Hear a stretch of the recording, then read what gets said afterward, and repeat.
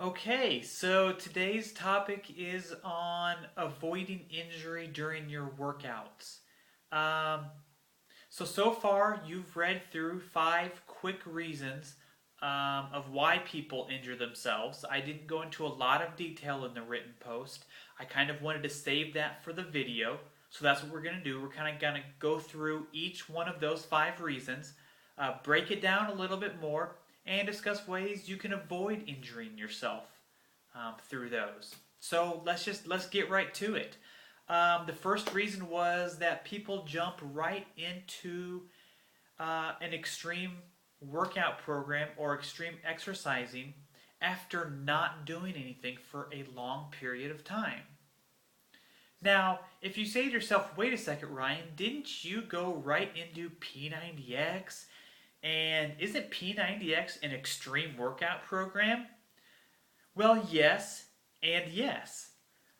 But what I did was I modified a lot of the moves for the first, time through, first time and a half through. Um, and that is another reason why I really like P90X is that there is always someone in each of the workout routines that is they're modifying the moves for you so you can see how to do it.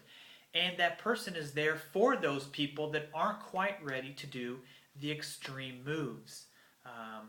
And so that is a great way to avoid injury if you haven't worked out for a while, is to do modified moves. Maybe not do it for as long.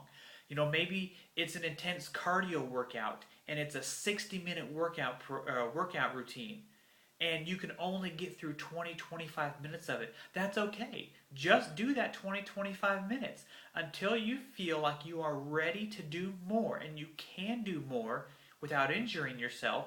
Then just do what you can. I did that for Insanity for a little bit. I couldn't quite get through every single DVD all the way through right off the bat. But I did what I could. And then once I did it for a while, I got better, so I was able to do more. So just remember, you're not going to go from a 90-pound overweight slob on the couch, like I was, to an elite athlete in just one day. So don't do an extreme workout routine that quickly after not exercising for such a long period of time. It's not going to do you any good. You will just end up injured. So modify those moves until you get better at it, and you will avoid injuring yourself. The second reason why people injure themselves in their workout routines is because they don't listen to their bodies, or they don't know how to listen to their bodies. Sometimes you just have to find out why something hurts. So you're getting ready to do your workout, and all of a sudden, your arm it's really sore. Something's going on. Now you have to think: is it sore just from the workout from yesterday? And that's okay. I actually enjoy when my muscles are a little sore from yesterday's workout. That means I did a great job of pushing myself, and I had a great workout. Or is your arm maybe sore because you truly are hurt? You truly are injured, and it does take a little bit of time to get to know your body and know whether you really are injured or if you're just sore from the day before. So if you're not sure and you are afraid you could just be injured, take that day off. Don't worry about that day's workout. Missing one day is not going to kill your routine. And see how it is the next day. If it's feeling a little bit better, odds are you're probably just sore from the workout from before. But if you're still not sure, hey, go see your doctor. Go see if it really is hurt, if you really are injured. Because one thing you don't want to do is just plow right through a workout routine on an injury, because you'll just make it worse. For an example, not too long after I started Insanity, I was having problems with the bottom of my feet. Now, and I did do the dumb thing is I plowed through for a couple weeks, not knowing exactly what it was. And finally, it got to the point where it was so bad I had to go see a doctor. So I went to see a chiropractor and found out that, yes, I was having problems with the bottom of my feet. It was actually more of my calf muscles But the calf muscle that extends all the way down through into your Achilles heel and down underneath there was what I was having problems with. So it was affecting the bottom of my feet, and it was a slight injury. Luckily, I didn't injure myself, real bad by not getting looked at sooner. But I did go to see a chiropractor to get that checked out. Um, so, you really need to learn how to listen to your body because it will tell you and it will give you signals of when it's hurt and when you're injured. Um, Now, there are ways to work around an injury. Let's say you have a leg injury, but your upper body is just fine. If you can do an upper body workout, do an upper body workout. That doesn't mean you have to completely not work out if you do have an injury, but you do have to be smart about it. If you have an upper body injury, maybe you can do a lower body exercise routine. Oops, sorry. Hit the camera on that one. Sorry about that. I'll try not to wave my hands around so much. But, so yeah, you can work around an injury, but you have to be smart about it. Like I said, the longer you start working out,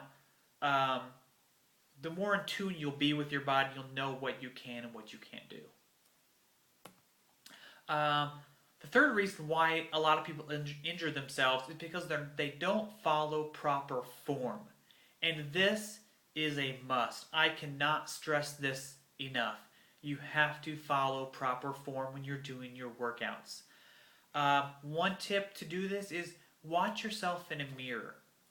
If you can get a mirror into the room where you do your workouts, that would be your best thing. That way you can keep checking yourself as you're doing it to make sure you're doing it properly. I have one wall that is completely filled with mirrors in my workout room just so I can watch myself and make sure I'm doing it correctly. Because a lot of times you think you're doing it right, but you're really not. And it may just be something really small that you're not doing right, but you could be putting a lot of added pressure or stress on a part of your body that you're not supposed to be because of that one little thing you're doing incorrect. And the biggest area where people do that is in their back. They put added stress and pressure on their back. And a lot of people have back problems. And that's a big reason why is because they do things with improper form that affect their back. So really make sure you are paying attention to the form of your exercises. And like I said, if you can get a mirror and watch yourself do it, it really does help. It's helped me a lot. So the next area that people tend to injure themselves, or reason why they injure themselves, is because they don't take the time to warm up and stretch before they do their workout. Now, you may have heard some people say recently that, there's studies out that show that you don't need to warm up and stretch anymore. It's okay if you don't warm up and stretch. Your body can handle it. You can just go right into your workout or your running. And I'm not going to sit here and tell you that they're wrong because I don't know. But what I can tell you is I don't really know of anybody that got injured because they did warm up and stretch. I never have. So it doesn't hurt to do it. All you're doing is you're just getting your muscles nice and warmed up, stretched out, and ready to go for your workout. To me, it just seems pretty dumb to not do that if you know that you could still have the potential to injure yourself by not doing it. So take the time to do it, warm up and stretch before you do your workout, and you should be less prone to injury that way. The fifth and final reason that we're going to talk about today is in order to avoid injury, you really need to give your body time to rest and recover. Your muscles heal while they're resting. That's when they become stronger. That's where you see the greatest benefit from your workouts, is during your rest and recovery time. So you really need to give your body that time to do that. So if you've been going hard 3, 4, 5, 6 weeks of hard, intense workouts and training, give yourself a week to recuperate. Give your muscles a week to recover. whether it's just focusing more on, and I've said this before, do some yoga for a little bit. If you're a runner, do some light running. Don't go for such long, intense runs. Just things like that. You know, um, Now you do need to also know when to push yourself and when not to push yourself. And this has to do with rest and recovery as well. Now, I know I always say, push yourself to the limits, push yourself in your workouts. And you do. But you also need to know when to hold back a little bit. And that just comes with, like I said before, knowing your body more. And that'll come with more time of doing your workouts. Because you don't want to over push yourself and your body either, because you could injure yourself doing that as well. So that kind of covers giving your body time to rest and recover. I hope I didn't confuse you too much in that. But those are the 5 reasons why. I know this video went on a little bit longer than normal, and I was okay with that because it is such an important topic. You really don't want to injure yourself in your workouts, and you want to try to do everything possible that you can to avoid those injuries. Now, listen, you could follow all 5 of these tips along with the other areas. You could follow all those other areas to not injure yourself as well and still end up injuring yourself. Sometimes it just happens. Sometimes your body just gives out unexpectedly and there's nothing you can do about it. So if you do happen to do that, go see a doctor, get your injury taken care of. Make sure it is completely healed before you start in on your workout routines again, unless you can work around that injury. But hey, talk to a doctor first. You've got your whole life ahead of you to continue to get fit. You don't have to do it all in one day or all in 1 week. Sometimes that can be hard to do. I know it's hard for me to do sometimes. I want to do so much at one time. But I also want to stay uninjured. So I hope this post helped you a little bit. If it helped you at all, let me know. Throw a comment down at the bottom. Contact me. Let me know. Or even if you have any other suggestions, let me know. And I can maybe add to this post or write another post about it.